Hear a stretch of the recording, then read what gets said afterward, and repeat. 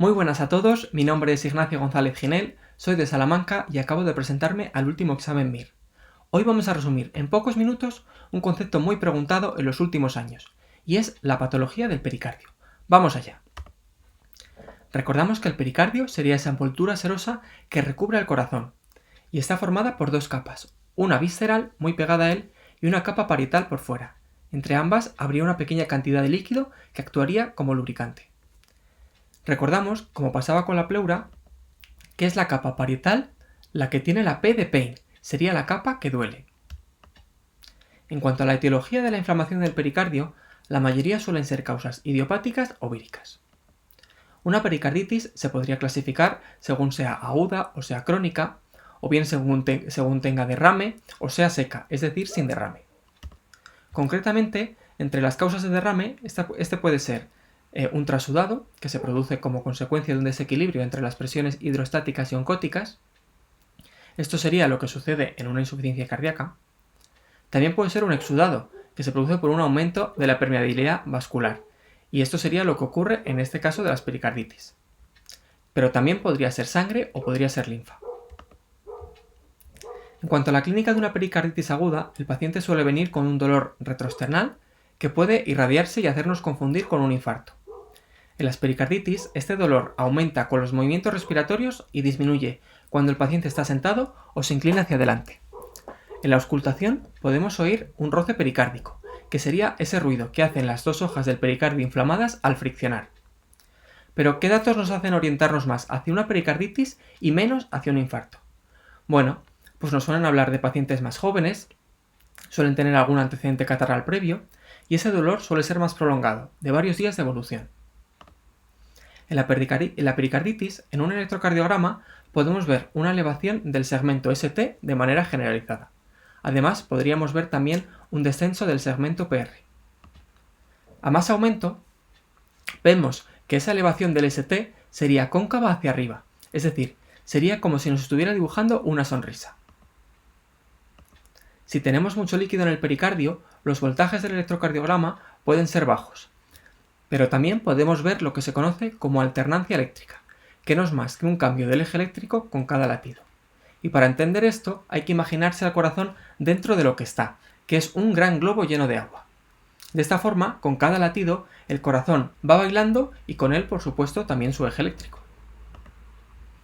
En una radiografía podríamos ver un aumento de la silueta cardíaca como si tuviera forma de globo si ese líquido es muy abundante. Pero el mejor método para ver el derrame sería una ecocardiografía. En cuanto al tratamiento, además de reposo relativo, son útiles los antiinflamatorios y también se utiliza la colchicina para disminuir las recidivas. Cuando ese líquido que está en el pericardio comprime el corazón de tal forma que impide su correcto llenado durante toda la diástole, hablamos de que existe taponamiento. Las cavidades que primero se van a colapsar serán aquellas que tienen menos presión, y en concreto son la aurícula derecha y el ventrículo derecho. Pero para que exista taponamiento, no es tanto la cantidad de líquido que haya, sino más bien el equilibrio entre las presiones dentro y fuera del corazón. De hecho, puede ocurrir que pequeñas cantidades de derrame que se produzcan de manera muy brusca causen taponamiento, y por el contrario, si el derrame se produce de manera muy crónica, el corazón puede acabar adaptándose a él y pueden ocurrir derrames de hasta 2 litros sin que haya taponamiento. Por otra parte, un factor predisponente para que ocurra este fenómeno es que exista una disminución marcada de la presión dentro de las cavidades cardíacas, como podría ocurrir en caso de hipovolemia muy severa. En cuanto a la etiología del taponamiento, pues cualquier causa de derrame, como hemos visto, la mayoría suelen ser idiopáticas o víricas, pero también podemos verlo en pacientes con neoplasias o con insuficiencias renales crónicas muy avanzadas. La clínica del taponamiento pues destaca en una hipotensión severa y un aumento de la presión venosa central.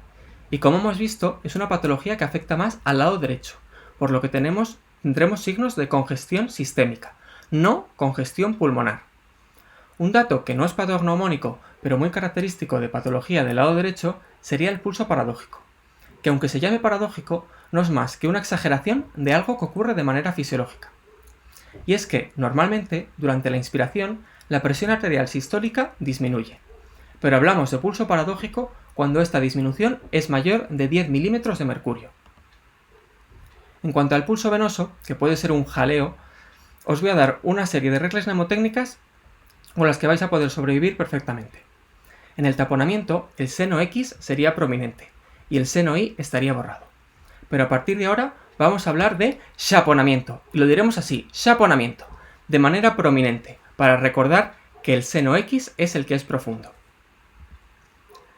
El tratamiento consiste básicamente en administrar volumen intravenoso de manera urgente para aumentar esa presión dentro de las cavidades cardíacas, y en cuanto podamos drenar ese líquido con una pericardiocentesis. Puede ocurrir que con la inflamación crónica se genere un tejido cicatricial e incluso calcificación del pericardio. Esto formaría una especie de coraza alrededor del corazón que impediría su correcto llenado.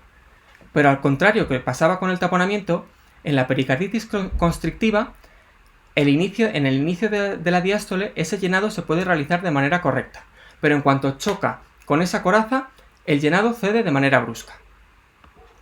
La clínica sería similar al taponamiento, clínica de insuficiencia cardíaca derecha. Y además en este caso podríamos ver el signo de Kussmaul, que sería un aumento de la ingurgitación yugular durante la inspiración.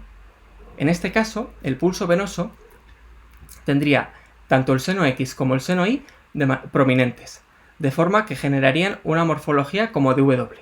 Y para acordarnos de esto, vamos a hablar ahora de pericarditis constrictiva. En una radiografía podríamos ver la calcificación del pericardio en algunos casos, que sería muy característica. Y el tratamiento consistiría en extirpar ese pericardio. Vamos a acabar con una pregunta que se hizo en el último examen MIR.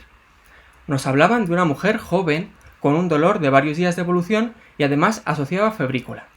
Nos decían que el dolor empeoraba con el decúbito supino, es decir, cuando se echaba hacia detrás. También nos daban datos de inflamación. Con todo esto, se nos empieza a iluminar la cara porque ya pensamos en una pericarditis. Pero es que además, en el electrocardiograma, vemos que también nos está dando una sonrisa en casi todas las derivaciones. Por lo tanto, lo tenemos clarísimo. Se trata de una pericarditis aguda. No es ningún infarto y, como hemos visto, se trata con antiinflamatorios y la colchicina no está contraindicada, de hecho se utilizaba para disminuir las recidivas. También hemos visto que la mayoría de las veces suelen ser de causa idiopática o vírica, por lo tanto los antibióticos aquí no tienen cabida.